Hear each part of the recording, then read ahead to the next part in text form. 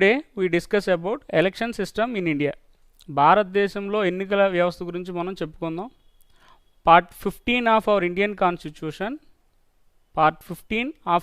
Constitution articles from 324 to 329 deals about the election commission of India. అంటే భారత రాజ్యాంగంలోని 15వ భాగంలో 324 అధికరణ నుంచి 329 అధికరణ వరకు ఈ composition, powers and functions of election commission of India, భారత ఎన్నికల సంఘం యొక్క నిర్మాణము, అధికారాలు, విధుల గురించి 324 నుంచి 329 అధికరణలో చెప్పడం జరిగింది. అయితే the election commission of India and election system in India, ఈ భారత ఎన్నికల సంఘం అన్నా భారత ఎన్నికల వ్యవస్థ అన్నా ఒకటే. ఈరోజు మనం features of election system of India అని చెప్పుకుందాం. అంటే భారత ఎన్నికల వ్యవస్థకు ఉండాల్సిన లక్షణాలు ఏంటనేది చెప్పుకుందాం. అంతకంటే ముందు the president of India appoints the chief election commissioner. ఈ భారత రాష్ట్రపతి ఈ ఎన్నికల ముఖ్య కమిషనర్ అనేటువంటి వ్యక్తిని అపాయింట్ చేయడం జరుగుతుంది. అంటే దేశం మొత్తానికి కూడా చీఫ్ ఎలక్షన్ కమిషనర్ ఒక అతను ఉంటాడు. Before 1989, in the year of 1950 to 1989 October 15th, there will be a single member body in election commission. భారత ఎన్నికల సంఘంలో ఏకీకృతమైనటువంటి వ్యవస్థ కలిగినటువంటి ఒకే రకమైనటువంటి ఎన్నికల కమిషనర్ వ్యవస్థ అనేటువంటి ఉండేది 1989 వరకు. అంటే మన భారతదేశానికి రాజ్యాంగం అమల్లోకి వచ్చింది 1950 జనవరి 26 అని చెప్పుకున్నాం. ఈ జనవరి 26, 1950 నుంచి 1989 October 15th వరకు కూడా మన భారతదేశంలో ఎన్నికల కమిషనర్ విధానం అనేటువంటిది ఉంది. ఏకీకృత వ్యవస్థ అనేటువంటిది ఒక భారత ఎన్నికల సంఘంలో ఉండటం జరిగింది. అయితే తర్వాత పని ఒత్తిడి అనేది పెరగడం ద్వారా ఆఫ్టర్ 1989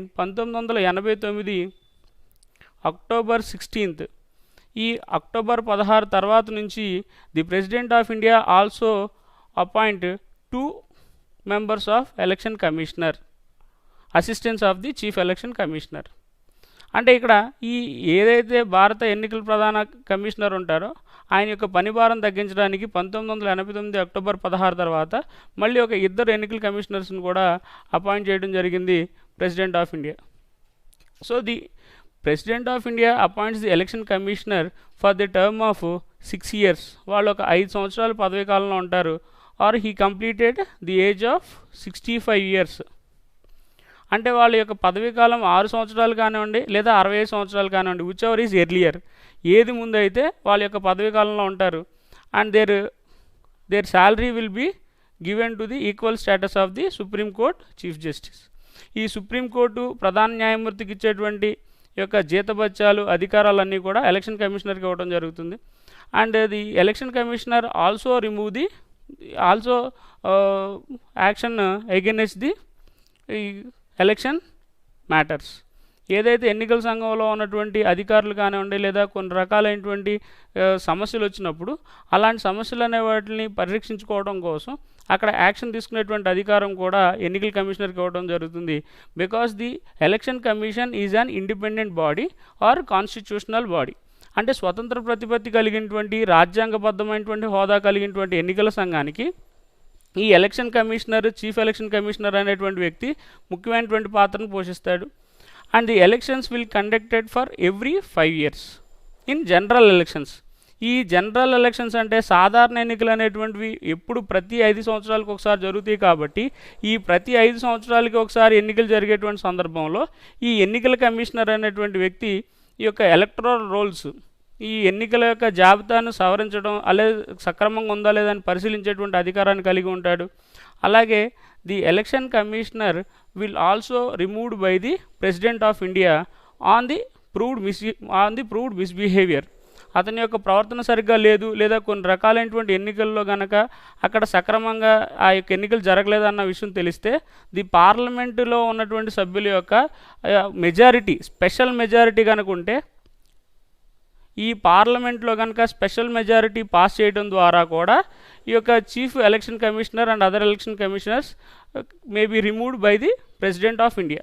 అయితే ఇప్పటివరకు ఈ ఎన్నికల కమిషనర్స్ని అలాగా రిమూవ్ చేయలేదని మనం గుర్తుపెట్టుకోవాలి. అయితే the election system will be conducted for every 5 years అని చెప్పుకున్నాం. సాధారణ ఎన్నికలు అనేటువంటి ప్రతి 5 సంవత్సరాలకు ఒకసారి ఎన్నికలు జరిగినప్పటికీ కూడా ఈలోపు mid terms elections, by elections అనేటువంటివి కూడా ఈ యొక్క భారతదేశంలో అనేక రకాలైనటువంటి ఎన్నికల విధానం అనేటువంటిది కూడా వస్తుంది. కాబట్టి వాటిని సరిచేయటం కోసం ఈ ఎన్నికల సంఘం అనేటువంటిది ఒక ప్రణాళిక అనేటువంటి బద్ధంగా ఒక ప్రణాళిక ప్లాన్ ఆఫ్ యాక్షన్ అనేది తీసుకొని the election commission can gives the schedule and schedule the dates of the election to the entire India.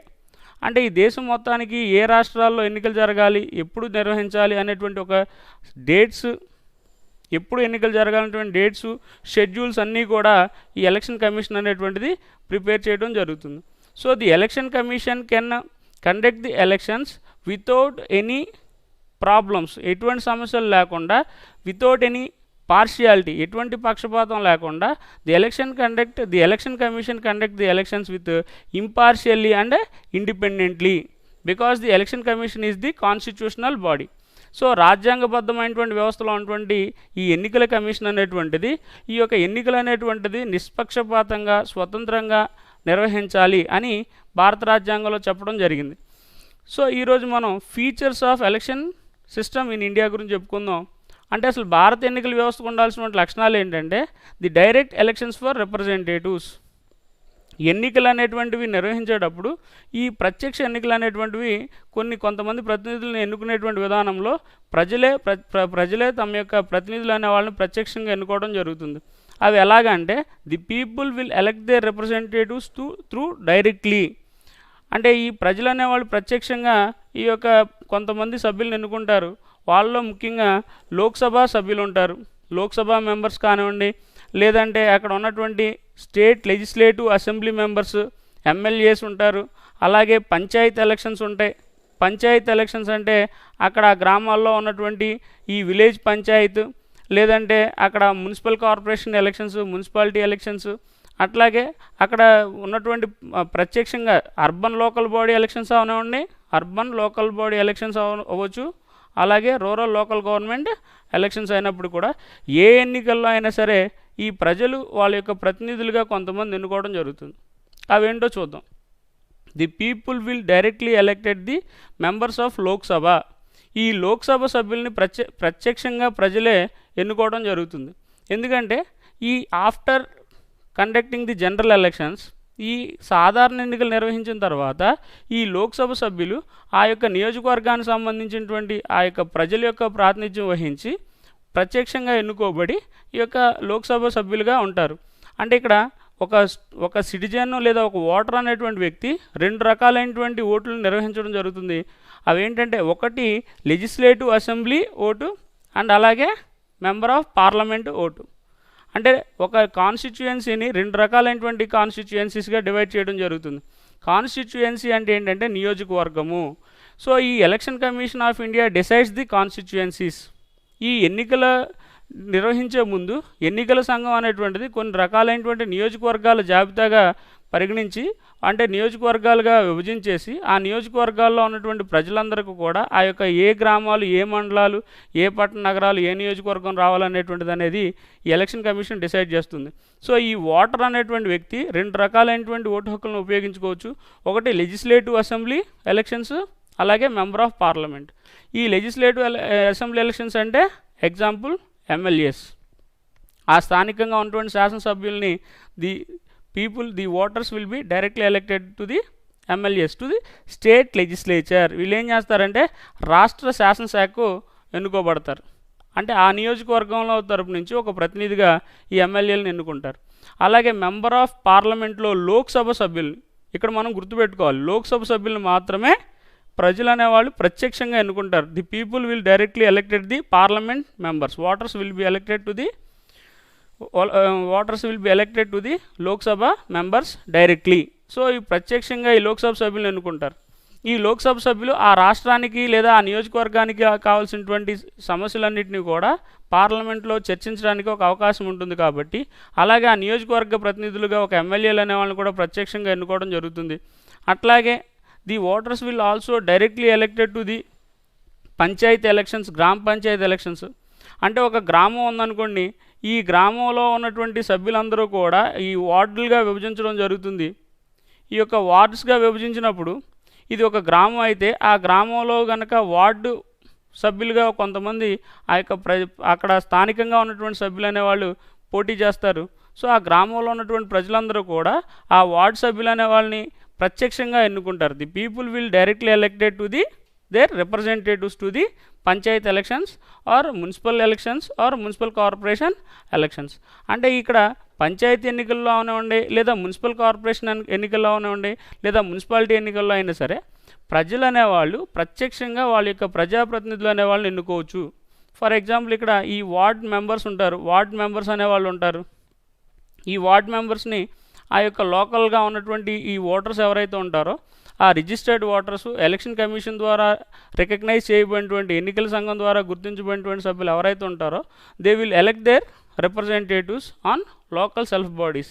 ఈ స్థానిక స్వయం ప్రభుత్వాల్లో ఉన్నటువంటి వాళ్ళ యొక్క స్థానానికి వాళ్ళ యొక్క ప్రాంతానికి సంబంధించినటువంటి వ్యక్తులను ఏం చేస్తారంటే వాళ్ళు ప్రత్యక్షంగా ఆ యొక్క వార్డ్ మెంబర్స్ని ఎన్నుకుంటారు. So the ward members and also the people will elect the sarpanch of that village. ఆ యొక్క గ్రామానికి సంబంధించినటువంటి సర్పంచ్ని లేదా విలేజ్ ప్రెసిడెంట్ని కూడా అంటే గ్రామ స్థాయిలో కూడా ప్రజలు అనేవాళ్ళు ప్రత్యక్షంగా అక్కడ ఎన్నుకోవడం జరుగుతుంది. అంటే ఆ సర్పంచ్ని అలాగే వార్డు సభ్యుల్ని కూడా డైరెక్ట్గా ఎన్నుకుంటారు. ఇది గ్రామాల్లో అయితే. అట్లా కాకుండా ఇది ఒక మున్సిపాలిటీ అయితే the people of that municipality area will elect their municipal councillors అంటారు. ఇక్కడ గ్రామ స్థాయిలోనేమో వార్డ్ మెంబర్స్ అంటారు. వీళ్ళందరికీ కూడా ఒక సర్పంచ్ పొలిటికల్ హెడ్గా ఉంటాడు. అంటే ఇక్కడ sarpanch is the political head, అంటే రాజకీయ అధిపతి అయినటువంటి ఒక సర్పంచ్ విలేజ్ ప్రెసిడెంట్ ఉంటాడు. సో వీళ్ళందరినీ ప్రజలు ప్రత్యక్షంగా ఎన్నుకుంటారు. ఇదేమో విలేజ్ పంచాయతీలో. అట్లా కాకుండా అక్కడ మండలం మొత్తానికి మండల పరిషత్ ఎంపీటీసీ మెంబర్స్ ఉంటారు. మండల్ పరిషత్ టెరిటోరియల్ కాన్స్టిట్యుయెన్సీ మెంబర్స్ను కూడా ఈ ప్రజలు అనేవాళ్ళు ప్రత్యక్షంగా ఎన్నుకోవడం జరుగుతుంది. అట్లాగే మున్సిపల్ కౌన్సిలర్స్ ఉంటారు. ఫర్ ఎగ్జాంపుల్ ఇది ఒక మున్సిపాలిటీ అనుకుంటే దానికి ఒక మున్సిపల్ కౌన్సిలర్స్ ఉంటారు. ప్రతి ఒక్క మున్సిపాలిటీని కూడా కొన్ని వార్డులుగా విభజించడం జరుగుతుంది. ఆ వార్డులుగా విభజించడం ద్వారా ఆ వార్డు నుంచి కూడా each ward will be consisted by the and one representative elected by the members of that municipal area. ఆ మున్సిపల్ పురపాలక సంఘంలో ఉన్నటువంటి పరిధిలో ఉన్నటువంటి ప్రజలందరూ కూడా ఈ మున్సిపల్ కౌన్సిలర్స్ని ప్రత్యక్షంగా ఎన్నుకుంటారు. అట్లా కాకుండా ఇది ఒక మున్సిపల్ కార్పొరేషన్ అనుకోండి, the people will directly elected by the mayor. అంటే ఒక రకంగా అది కనుక అంటే ఇక్కడేమో విలేజ్ పంచాయతీ అయితే ప్రత్యక్షంగా ఒకలా ఉంటుంది.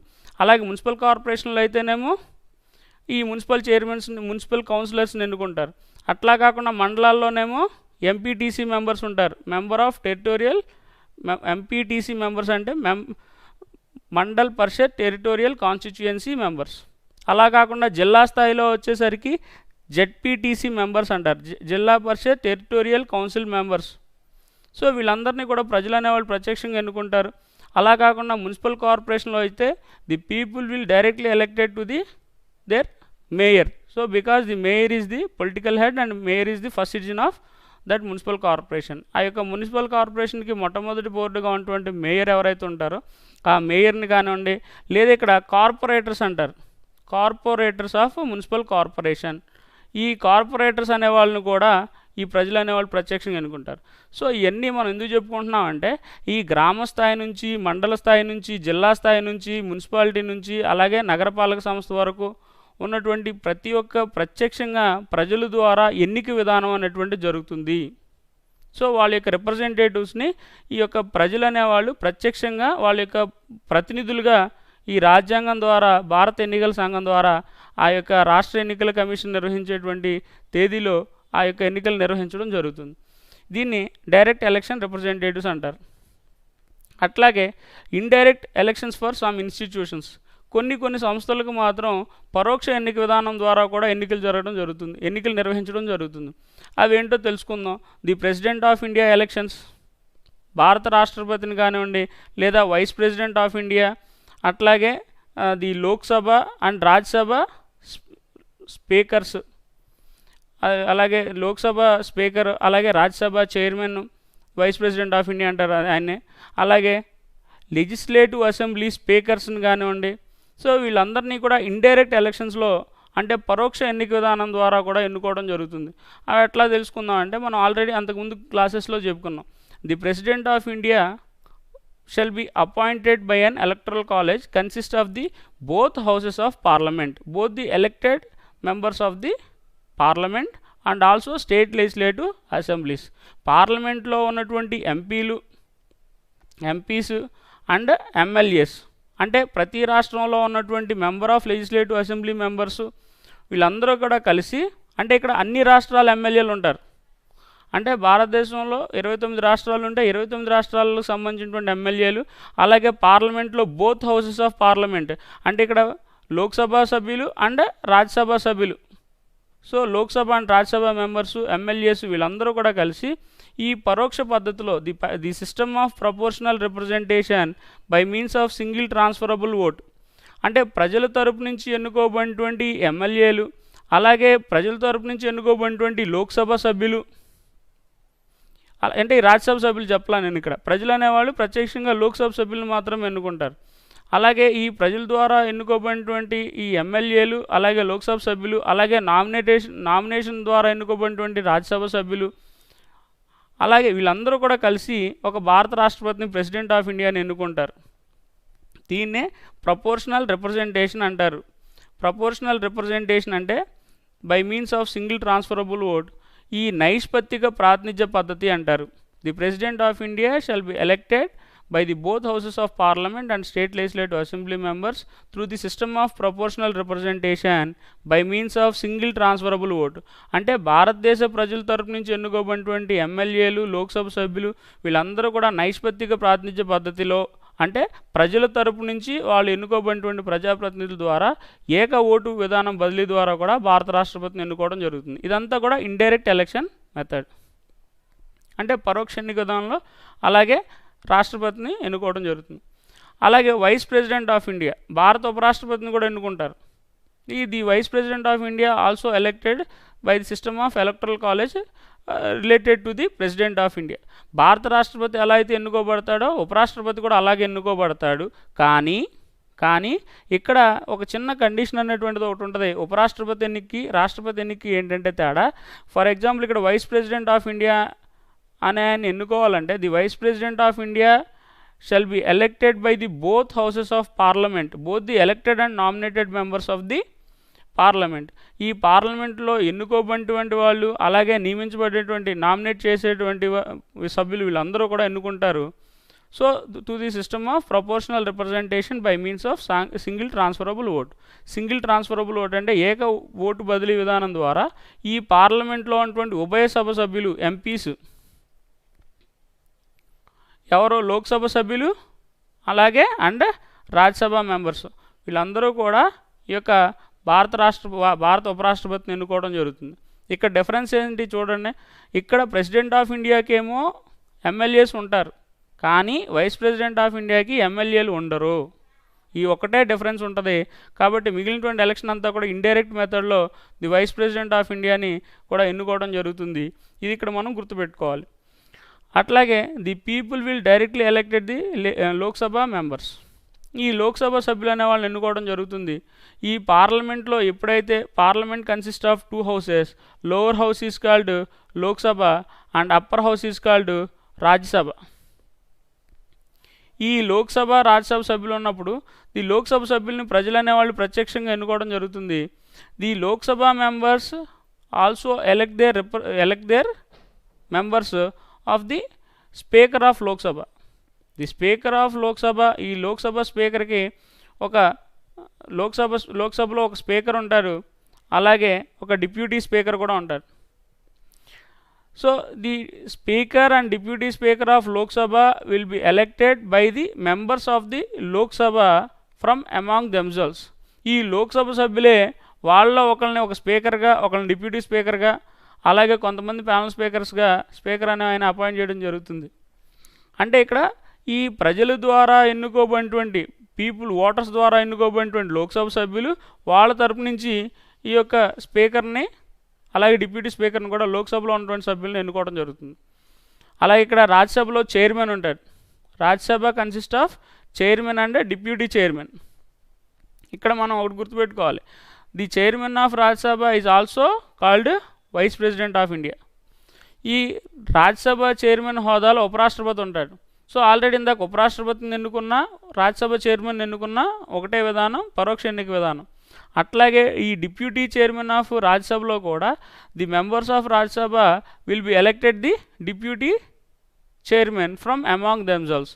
ఈ యొక్క డిప్యూటీ చైర్మన్, రాజ్యసభ డిప్యూటీ చైర్మన్ని కూడా ఆ రాజ్యసభ సభ్యులే తమలో తాము ఒకరిని పరోక్ష అంటే వాళ్ళు ఎన్నుకుంటారు. అంటే ప్రజల ద్వారా కాకుండా వాళ్ళు ప్రజల ద్వారా ఎన్నుకోబడినటువంటి ఎమ్మెల్యేలను ఎన్నుకుంటే, అంటే ఇక్కడ ప్రజల ద్వారా ఒక ఎమ్మెల్యేలను ఎన్నుకుంటే ఆ ఎమ్మెల్యేలు ఆ రాజ్యసభ సభ్యుల్ని నామినేట్ చేస్తారు.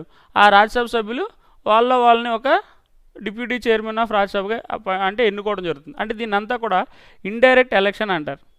ఇదేమో దేశం మొత్తానికి పార్లమెంట్ స్థాయిలో, అలాగే రాష్ట్రపతి ఉపరాష్ట్రపతి ఎన్నికైతే, అట్లా కాకుండా అది ఒక రాష్ట్రానికి సంబంధించినంత వరకు ఎమ్మెల్సీస్ ఉంటారు, member of legislative council.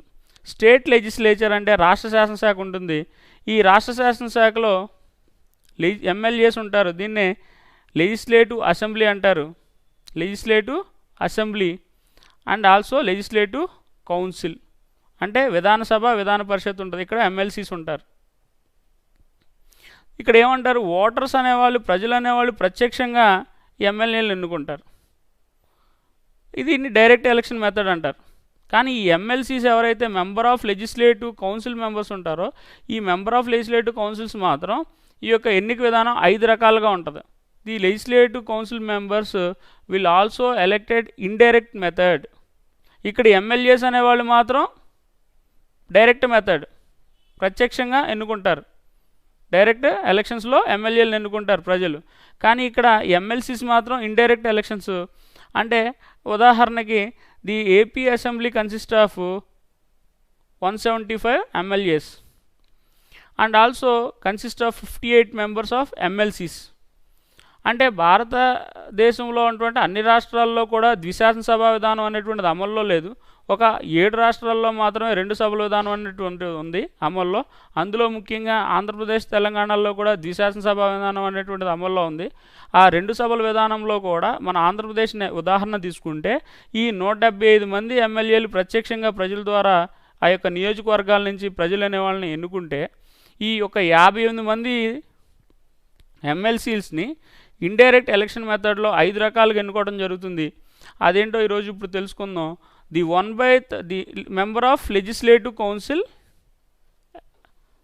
Members అంటే ఇక్కడ ఇప్పుడు మనం చెప్పుకునేది ఏంటంటే, member of legislative councils will be elected by the indirect method through 5 stages. 5 దశల్లో లేదా 5 టైప్స్ లాగా, 5 కేటగిరీస్ లాగా విభజించుకోవచ్చు ఆ ఎన్నిక విధానాన్ని. అవేంటంటే, the 1/3 members will be elected by an electorates through the local self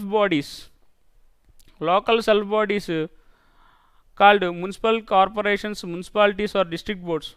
అంటే ఉన్నటువంటి సభ్యులు మొత్తంలో 1/3 వంతు మంది సభ్యుల్ని స్థానిక స్వయం ప్రభుత్వాల ద్వారా, లోకల్ సెల్ఫ్ బాడీస్ ద్వారా ఎన్నుకోవడం జరుగుతుంది. అంటే ఇక్కడ ఉదాహరణకి ఈ legislative member of municipal corporations members municipalities నుంచి ఎన్నుకుంటారు. ఉదాహరణకి 1/3 మెంబర్స్ అంటే ఇక్కడ మీకు 20 మెంబర్స్ ఉంటారు. ఈ 20 మందిని ఎమ్మెల్సీస్గా అపాయింట్ చేస్తారు. అంటే ఈ మన ప్రజల తరపు నుంచి కాకుండా ప్రజల ద్వారా ఎన్నుకోబడినటువంటి మున్సిపల్ కార్పొరేషన్స్లో లేదా మున్సిపాలిటీస్లో ఉన్నటువంటి కార్పొరేటర్స్, కౌన్సిలర్స్, అలాగే డిస్ట్రిక్ట్ బోర్డులో ఉన్నటువంటి సభ్యులందరూ కూడా 1/3 వంతు మంది సభ్యుల్ని ఈ మెంబర్ ఆఫ్ లెజిస్లేటివ్ కౌన్సిల్కి పంపించడం జరుగుతుంది. అట్లాగే the 1/3 members are elected by the legislative assembly members. అంటే ఇక్కడ ఎమ్మెల్యేస్ ఉంటారు, will be elected by the legislative assembly members to the MLCs. అంటే 20 మెంబర్స్ ఉంటారు. అంటే ఒక ఎమ్మెల్యేల ద్వారా ఒక 1/3 వంతు మంది సభ్యుల్ని ఈ యొక్క ఎమ్మెల్సీస్గా ఎన్నుకోవడం జరుగుతుంది. అంటే ప్రజల ద్వారా ఎన్నుకోబడినటువంటి ఎమ్మెల్యేలని ఆ ఎమ్మెల్యేల ద్వారా ఆ యొక్క MLC council member of legislative council కూడా, విధాన పరిషత్తు కూడా 1/3 వంతు మంది సభ్యులను ఎన్నుకోవడం జరుగుతుంది. అంటే 20 మందిని. అట్లాగే the 1/12 members or 1/12 members will be elected by an electoral system through the university graduates. అంటే ఎవరైతే ఈ యూనివర్సిటీ పట్టభద్రులు ఉంటారో, డిగ్రీ కంప్లీట్ అయ్యి ఈ యొక్క రిజిస్టర్డ్ ఓటర్స్ అయి ఉంటారో, ఎవరైతే ఈ పట్టభద్ర ఎమ్మెల్సీ కోటాలో పోటీ చేసేటువంటి వ్యక్తులకి ఎన్నిక నిర్వహించడానికి అర్హత కలిగి ఉంటారు. అంటే డిగ్రీ యూనివర్సిటీలో కానివ్వండి లేదా అంతకంటే ఎక్కువ చదివిన వాళ్ళు ఈ ఎన్నికల సంఘం ద్వారా గుర్తింపు పొందినటువంటి పట్టభద్రులు ఎవరైతే ఉంటారో వీళ్ళందరూ కూడా వాళ్ళ తరపు నుంచి 1/12 మంది సభ్యులను ఎన్నుకుంటారు. అంటే ఇక్కడ గ్రాడ్యుయేట్స్, డిగ్రీ హోల్డర్స్ ఎవరైతే ఉంటారో వీళ్ళందరూ కూడా ప్రజల తరపు నుంచి ఎన్నుకుంటారు. అంటే ఇక్కడ ఒక 5 సభ్యులు ఉంటారు, 5 మెంబర్స్. అట్లాగే the 1/12 members are elected by the teachers constituency నుంచి ఈ టీచర్స్ ఉంటారు. ప్రభుత్వ ఉపాధ్యాయుల నియోజకవర్గం నుంచి కూడా పోటీ చేయొచ్చు, 1/12 మంది సభ్యులు. వీళ్ళు ఒక 5 ఉంటారు. సో ఇక్కడ ఈ పరోక్ష ఎన్నిక విధానం ద్వారా ఈ యొక్క లోకల్ సెల్ఫ్ బాడీస్ నుంచి, మున్సిపల్ కార్పొరేషన్స్ నుంచేమో ఒక 20 మందిని, అలాగే లెజిస్లేటివ్ అసెంబ్లీ నుంచేమో ఒక ఎమ్మెల్యేస్ ద్వారా ఒక 20 మందిని, అలాగే యూనివర్సిటీ గ్రాడ్యుయేట్స్ ద్వారా ఒక 5, అలాగే టీచర్స్ కాన్స్టిట్యుయెన్సీ నుంచి ఒక 5. అంటే ఇక్కడ మొత్తం ఎంతమంది అయ్యారు? 50 మంది అయ్యారు. 20, 20, 40 ప్లస్ 5, 5, 10. అంటే ఇక్కడ 50 మంది అయ్యారు. మనకు కావాల్సింది ఎమ్మెల్సీస్ మొత్తం ఏపీ అసెంబ్లీలో 58 మెంబర్స్ ఉన్నారు. ఆ రిమైనింగ్ 8 మెంబర్స్ ఎవరయ్యా అంటే the 1/6 total members of the members will be nominated by the governor.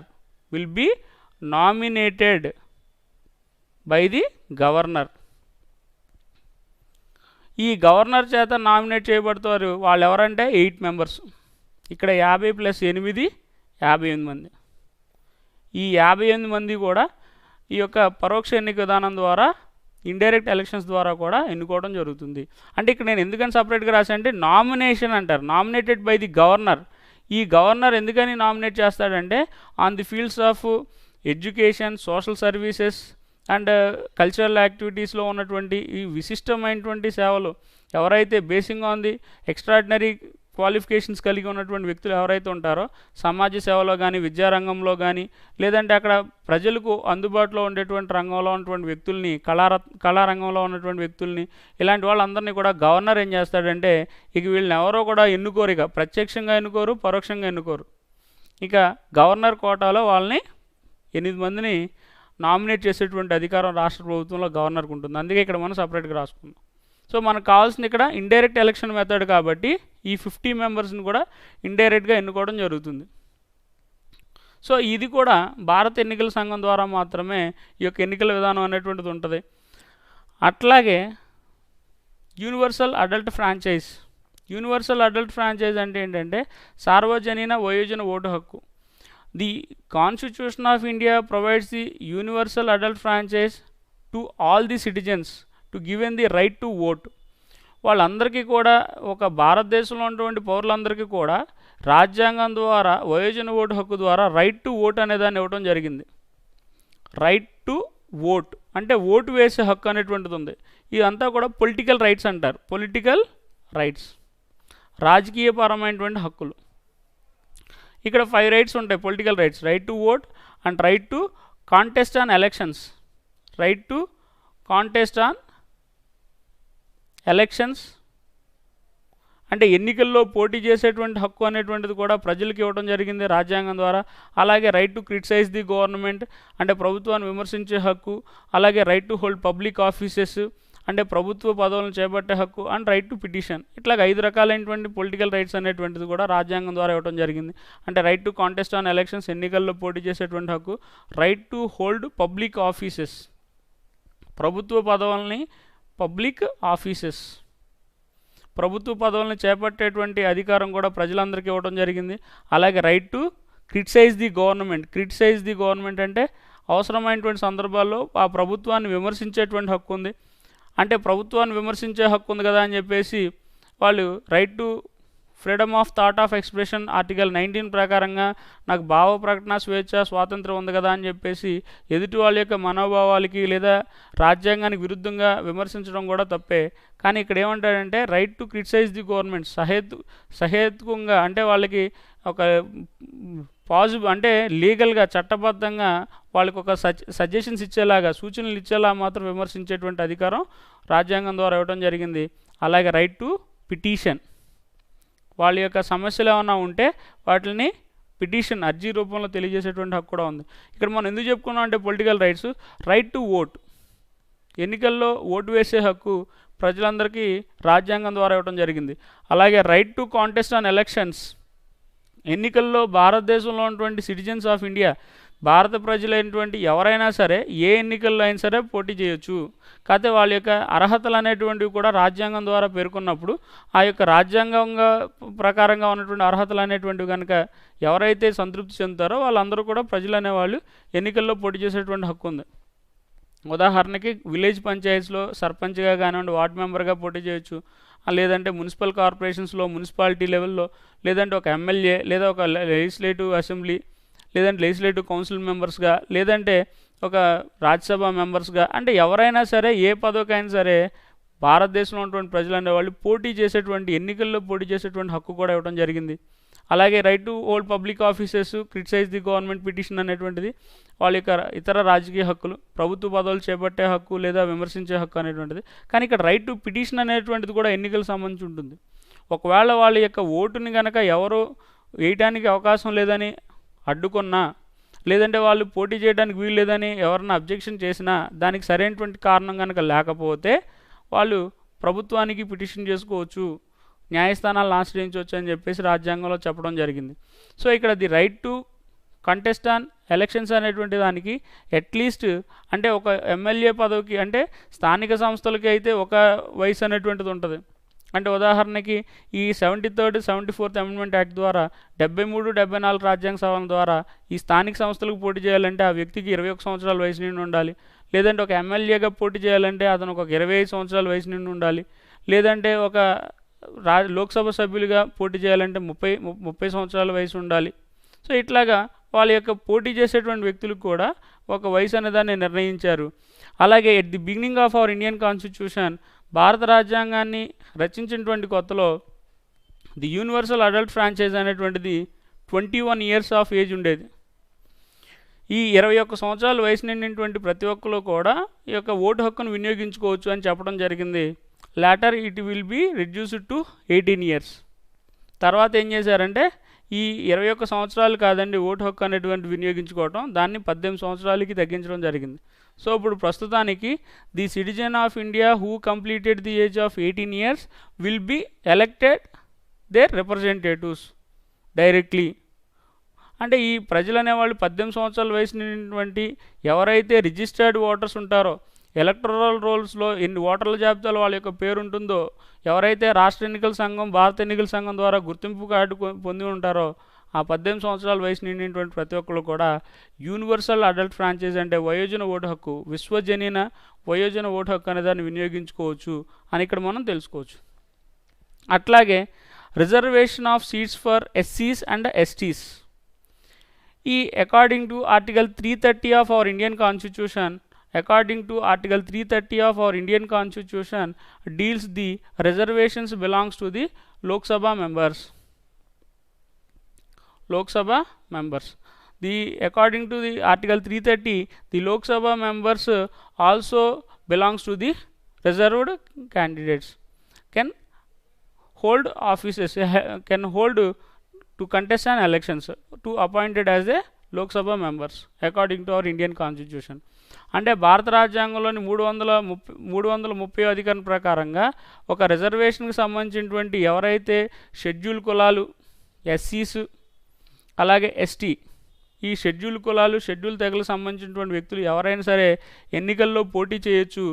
ఆ యొక్క రిజర్వేషన్ ప్రాతిపదికన ఆ ఎన్నికల ద్వారా ఎవరైతే ఆ యొక్క షెడ్యూల్ కులాలు, షెడ్యూల్ తెగలకు సంబంధించినటువంటి వ్యక్తులు అనేవాళ్ళు పోటీ చేస్తారో, ఆ యొక్క పోటీ చేసినటువంటి వ్యక్తులు అనేవాళ్ళు అక్కడ ఎన్నికల్లో గెలిచినప్పటికీ, అంటే గెలిచిన తర్వాత వాళ్ళని లోక్సభ సభ్యులుగా అపాయింట్ చేసేటువంటి అధికారం కూడా ఆర్టికల్ 330 రాజ్యాంగంలో చెప్పడం జరిగింది. అట్లాగే article 332 deals with the Article 332 deals about the legislative assembly members also elected by the reserved categories, reservation categories according to the Election Commission of India. ఈ భారత ఎన్నికల సంఘం ద్వారా ఏ ప్రాంతంలో అయితే రిజర్వ్డ్ కేటగిరీస్ ఉంటాయో అక్కడ ఆ ప్రాంతంలో ఇక్కడ షెడ్యూల్ కులాలు షెడ్యూల్ తెగల వాళ్ళకి ఆ యొక్క ప్రాదేశిక నియోజకవర్గాలు అనేటువంటివి ఉంటాయి, టెరిటోరియల్ కాన్స్టిట్యుయెన్సీస్ ఉంటాయి. అంటే కొన్ని ప్రత్యేకంగా రిజర్వ్డ్ కేటగిరీస్కి మాత్రమే ఆ యొక్క రాజ్యాంగం ద్వారా అక్కడ కొన్ని స్థానాలు కేటాయించడం జరుగుతుంది. సో ఆ రొటేషన్ పద్ధతిలో ఆ యొక్క షెడ్యూల్ క్యాస్ట్ షెడ్యూల్ ట్రైబ్స్ వాళ్ళకి ప్రత్యేకంగా ఆ యొక్క స్థానాలలో 332 అధికరణ ప్రకారంగానేమో రాష్ట్రాల్లో అసెంబ్లీస్కి, అలాగే 330 అధికరణ ప్రకారంగా లోక్సభకి, పార్లమెంట్లో కూడా ఈ యొక్క రిజర్వ్ కేటగిరీస్ కింద ఈ యొక్క సభ్యులు అనేవాళ్ళు అంటే భారత ప్రజలు అనేవాళ్ళు, సాధారణ ప్రజలు కూడా పోటీ చేసేటువంటి అవకాశం రాజ్యాంగం ద్వారా ఇవ్వడం జరిగింది. అట్లాగే ది ప్రొవిజన్ ఆఫ్ నామినేషన్స్ అంటారు. ప్రొవిజన్ ఆఫ్ నామినేషన్స్ అంటే ఏంటంటే నియామకపరమైనటువంటి ఉత్తర్వులు జారీ చేసేటువంటి అధికారం ఉండింది. The president of India nominates the 2 Anglo Indian members to the Lok Sabha. భారత రాష్ట్రపతి the president of India nominates అంటే ఏంటంటే నియమించేటువంటి అధికారం ఉంది. The president of India nominates 2 members to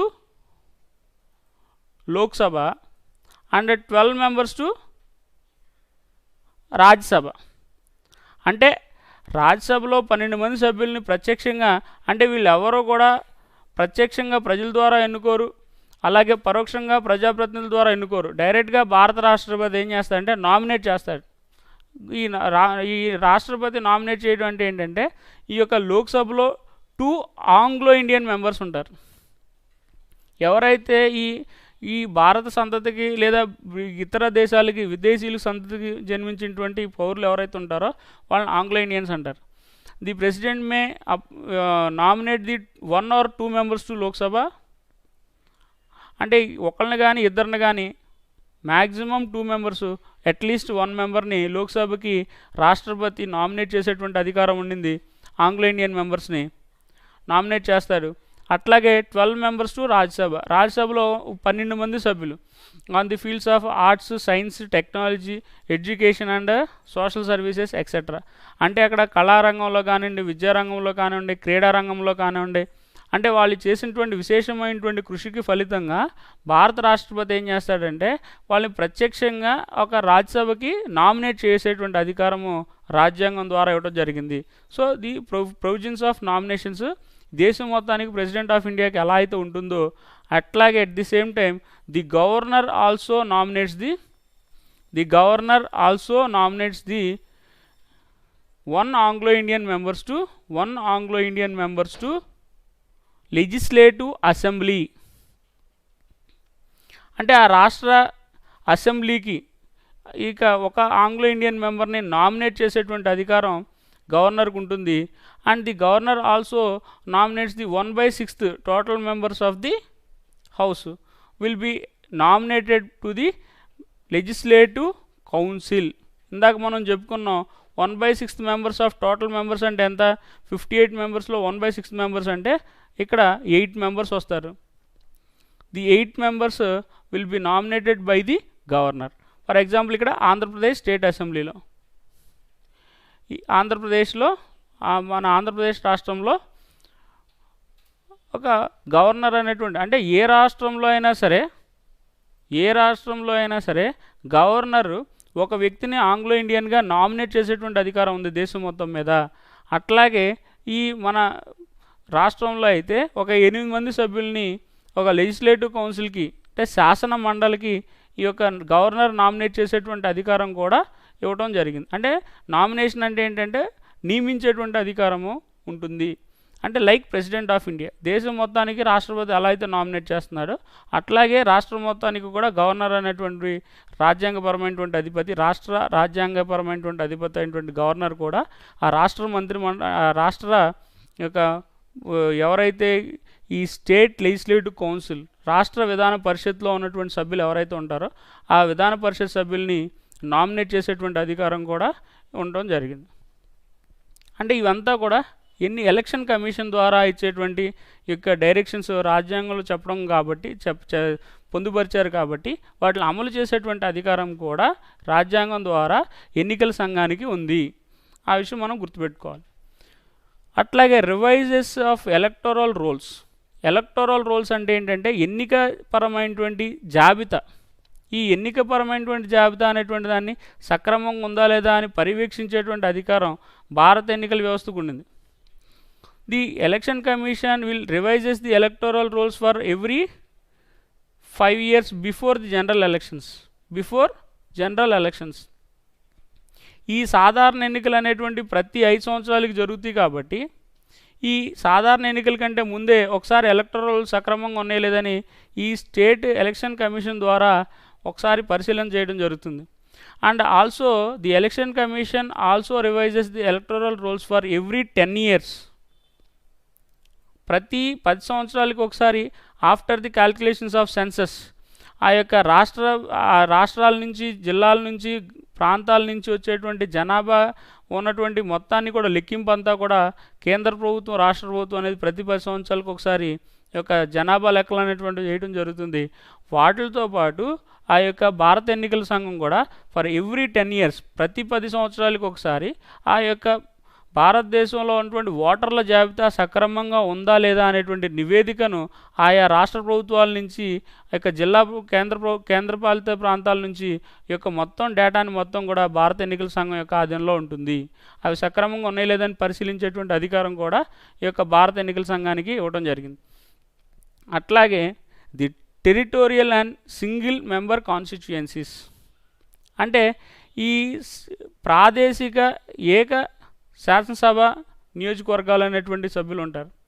territorial single member constituencies అంటే ప్రాదేశిక పరమైనటువంటి ఏక నియోజకవర్గ సభ్యులు అనే వాళ్ళని కూడా ఈ యొక్క ఎన్నికల సంఘం ద్వారా గుర్తించడం జరిగింది. అవి ఏంటంటే ఫర్ ఎగ్జాంపుల్ మనం ఒక రాష్ట్రాలని జిల్లాలుగా విభజించడం జరిగింది. జిల్లాలని మండలాలుగా, పట్టణాలుగా, నగరాలుగా, గ్రామాలుగా మనం వాడుక భాషలో మనం విభజించడం జరుగుతుంది. కానీ ఇక్కడ ఎలక్షన్ కమిషన్ ఆఫ్ ఇండియా ఏం చేస్తుందంటే central election commission, state election commission, కేంద్ర ఎన్నికల సంఘం, రాష్ట్ర ఎన్నికల సంఘం.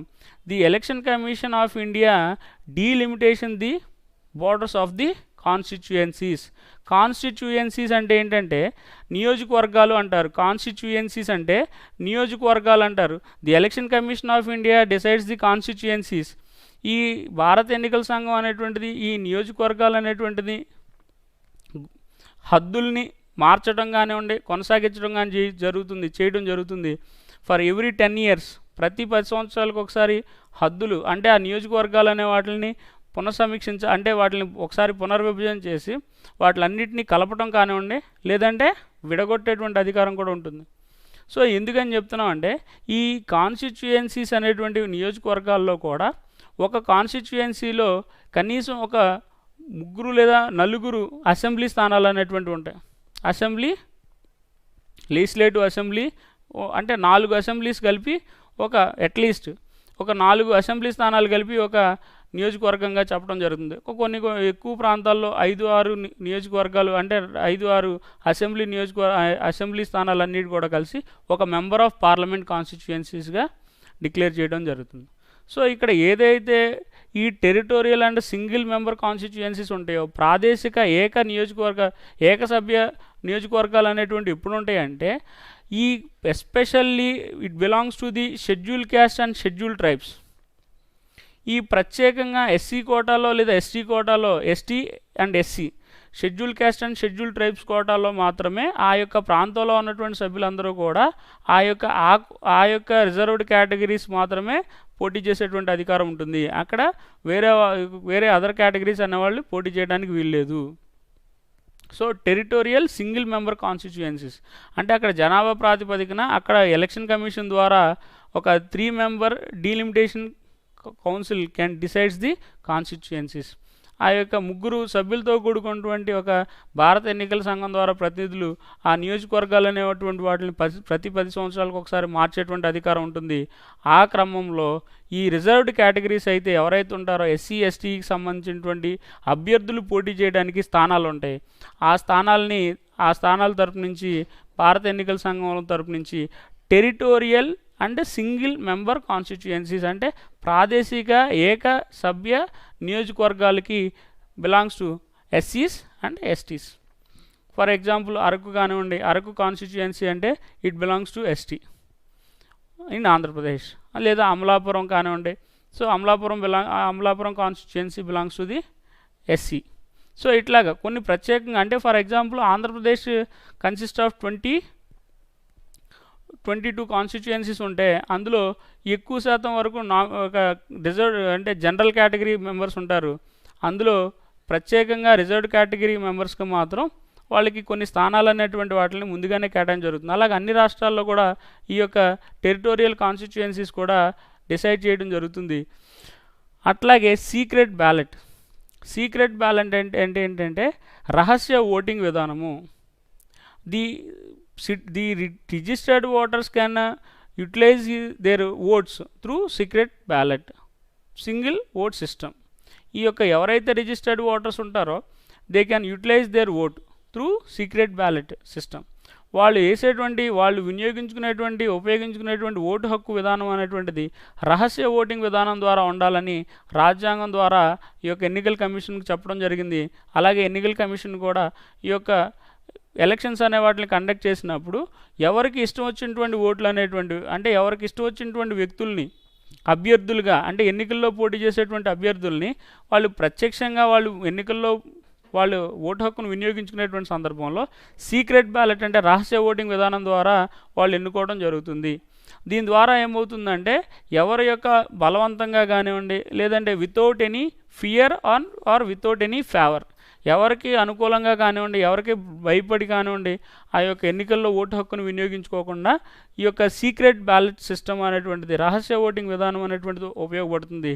ఇట్ విల్ అంటే ఇదేమవుతుందంటే ఎవరిని కూడా మోసం చేయకుండా, ఎవరి యొక్క ప్రలోభాలకి గురవకుండా.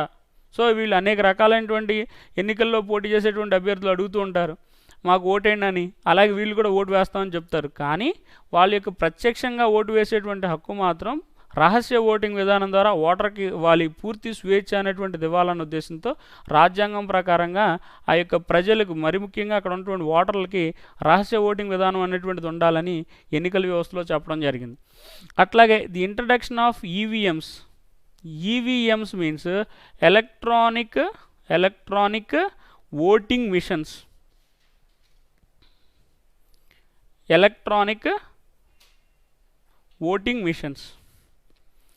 అంటే ది ఎలక్ట్రానిక్ ఓటింగ్ మిషన్స్ ఈ ఎన్నికల యంత్రాలు అంటారు. The electronic voting machines is a simple electronic device to reduce the excess cost of the through ballot papers to reduce the cost of the Election Commission of India. ఈ భారత ఎన్నికల సంఘానికి అయ్యేటువంటి ఖర్చు అనే దాన్ని తగ్గించడానికి, అలాగే వాళ్ళకి ఉన్నటువంటి అదనపు భారాన్ని తగ్గించడానికి ఈ యొక్క ఎలక్ట్రానిక్ ఓటింగ్ మిషన్స్ అనే వాటిని ఏర్పాటు చేయడం జరిగింది. In replace of through ballot papers and boxes in the conventional voting system. Ballot papers and ballot boxes. ఇదివరకు పూర్వకాలంలో సంప్రదాయ ఓటింగ్ విధానంలో ఏం చేస్తారంటే బ్యాలెట్ బాక్సెస్ అంటారు. ఈ సంప్రదాయ ఓటింగ్ విధానంలో ప్రజల ద్వారా ఎన్నుకోబడినటువంటి ప్రజాప్రతినిధులు అందరూ కూడా బ్యాలెట్ పేపర్ల ద్వారా, అంటే వాళ్ళ యొక్క అభ్యర్థి స్థానాలన్నీ కూడా ఓ బ్యాలెట్ పేపర్ ఒకటి ఉంటుంది, అక్కడ సీరియల్ నెంబరు, అలాగే అక్కడ ఉన్నటువంటి అభ్యర్థి పేరు, అలాగే అతని యొక్క సింబల్, అలాగే అక్కడ అతని యొక్క ఓటు హక్కు అనే దానికి ఇక్కడ ఎంటీగా ఉంటుంది. అట్లాగా ప్రతి ఒక్క ఎంతమంది అయితే పోటీ చేస్తున్నారో అంతమంది పేర్లు ఆ యొక్క బ్యాలెట్ పేపర్లో ఉంటుంది. ఇది అసెంబ్లీ స్థానానికి ఒకటి ఉంటుంది, అలాగే పార్లమెంట్ నియోజకవర్గానికి ఒకటి ఉంటుంది. సో అంటే ప్రతి ఒక్క ఓటరు 2 ఓట్లు వేయాలి కాబట్టి, సో వీళ్ళు ఏం చేస్తారంటే ఆ యొక్క బ్యాలెట్లో ఎవరు తిన్నంగా ఓటు వేయాలంటే అతను తిన్నంగా అక్కడ ఈ యొక్క ఎలక్షన్ కమిషన్ ద్వారా ఇచ్చేటువంటి సింబల్ ఉంటుంది, ఆ సింబల్ ద్వారా తను ఓటు వేయచ్చు. అంటే ఎప్పుడైతే ఈ ఎలక్షన్ కమిషన్ ద్వారా ఓటు వేయటం జరుగుతుందో ఆ యొక్క అభ్యర్థి అనే అతను ఎన్నుకోబడతారు. అక్కడ ఎవరికైతే ఎక్కువ స్థానాలు వస్తే అతను ఎన్నుకోవడం జరుగుతుంది. కానీ ఇక్కడ ఏమవుతుందంటే కొంతమంది ఈ ఎన్నికల సమయంలో కనుక ఈ యొక్క ఇద్దరికి మధ్యలో కనుక వాళ్ళు టిక్ చేస్తే ఇట్ ఈజ్ ఇన్వాలిడ్ ఓట్స్ అంటారు. అంటే అక్కడ ఓటు అనేటువంటిది చల్లని ఓట్లు అయిపోతాయి. అంటే అక్కడ ఏ ఒక్క అభ్యర్థికి కూడా తను అక్కడ ఓటు వేయలేదని అర్థం. కానీ ఈ ఎలక్ట్రానిక్ ఓటింగ్ మిషన్స్ ద్వారా ఇలాంటి సమస్యలు అనేటువంటివి ఉండవు. సో క్లియర్గా స్పష్టంగా ఏ యొక్క అభ్యర్థి ఉంటారో ఆ యొక్క అభ్యర్థికి మాత్రమే ఓటు అనేటువంటిది ఒక ఓటు హక్కును వినియోగించుకోవడానికి అవకాశం ఉంటుంది. అట్లాగే త్రూ బ్యాలెట్ పేపర్స్ బదులు బ్యాలెట్ బాక్సెస్ అంటారు. ఈ యొక్క ఓటు వేసినటువంటి బ్యాలెట్ పేపర్స్ అన్నింటినీ కూడా బ్యాలెట్ బాక్స్లో భద్రపరుస్తారు. అంటే ఆ ఎన్నికల కౌంటింగ్ నిర్వహించే వరకు కూడా ఏం చేస్తారంటే వాటిని స్ట్రాంగ్ రూమ్లో ఎన్నికల సంఘం ద్వారా ఒక పటిష్టమైనటువంటి భద్రత ద్వారా వాటిని భద్రపరిచి వాళ్ళు ఎలక్షన్ కమిషన్ ఇచ్చినటువంటి తేదీల్లో ఆ యొక్క రిజల్ట్స్ని ప్రకటించడం జరుగుతుంది. సో ఈ యొక్క ఎలక్ట్రానిక్ ఓటింగ్ మిషన్స్ ద్వారా ఈ యొక్క సమస్యలన్నీ కూడా ఉండవు అని మనం తెలుసుకోవచ్చు. And the independent elections according to article 334 of our Indian constitution, the Election Commission of India has an independent body to conduct the elections in India without any favor or without any fear. ఎవరికి భయపడకుండా ఎవరికి కూడా అనుకూలంగా కాకుండా స్వేచ్ఛగా ఎన్నికలు నిర్వహించేటువంటి అధికారం భారత ఎన్నికల సంఘానికి ఉంది. Because the election commission is the constitutional body. ఈ ఎన్నికల సంఘం అనేటువంటిది ఒక రాజ్యాంగపరమైనటువంటి వ్యవస్థ కాబట్టి, స్వతంత్ర ప్రతిపత్తి కలిగినటువంటి వ్యవస్థ కాబట్టి ఈ ఎలక్షన్స్ కూడా ఈ సక్రమంగా సమర్థవంతంగా నిర్వహించాలి అని ఈ ఎలక్షన్ కమిషన్ ద్వారా రాజ్యాంగంలో చెప్పడం జరిగింది. సో ఎలక్షన్ కమిషన్ ఆఫ్ ఇండియాకు ఉన్నటువంటి ముఖ్యమైనటువంటి లక్షణం కూడా ఇండిపెండెంట్ ఎలక్షన్స్. సో నెక్స్ట్ మనం process of election system in India, భారతదేశంలో ఎన్నికల విధానం ప్రాసెస్ ఏంటి, ఎలక్షన్స్ ఏంటి అనేది మనం నెక్స్ట్ క్లాస్లో డిస్కస్ చేసుకుందాం.